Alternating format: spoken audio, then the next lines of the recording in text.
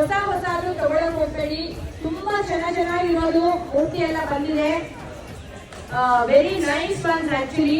Metal ones are there, wooden ones are there, brand new ones are there. ಇದು ಸುಮ್ಮನೆ glass ಹೊಡೆದಿದೆ, but the photo looks new. So all these things, please feel free to take it. We are not charging. ಯಾರಿಗೆ ಇಷ್ಟ ಆಗುತ್ತೆ pre-loved photos and idols, deities, please feel free to take it. ನಿಮ್ಮ ಮನೆ ಖಾಲಿ ಮಾಡಿದೀವಲ್ಲ ಅಂತ ದಯವಿಟ್ಟು ಮತ್ತೆ ತಗೊಳಕ್ ಹೋಗ್ಬೇಡಿ. ನೀವು ಯಾವ ದೇವಸ್ಥಾನಕ್ಕೆ ಹೋದ್ರು, ತೀರ್ಥಕ್ಷೇತ್ರಕ್ಕೆ ಹೋದ್ರು, ಇಂಥವೆಲ್ಲ ತಗೊಂಡು ಇಡಬೇಡಿ. ಯಾರಿಗೂ ಈ ತರದ ಗಿಫ್ಟ್ ಕೊಡ್ಬೇಡಿ. ಯಾಕಂದ್ರೆ ಅವ್ರಿಗೂ ಭಾರ ಆಗುತ್ತೆ. ಎಷ್ಟು ಅಂತ ಪೂಜೆ ಮಾಡ್ತಾರೆ. ದೇವರು ಒಂದೇ, ಗಾಡ್ ಈಸ್ ಓನ್ಲಿ ಒನ್.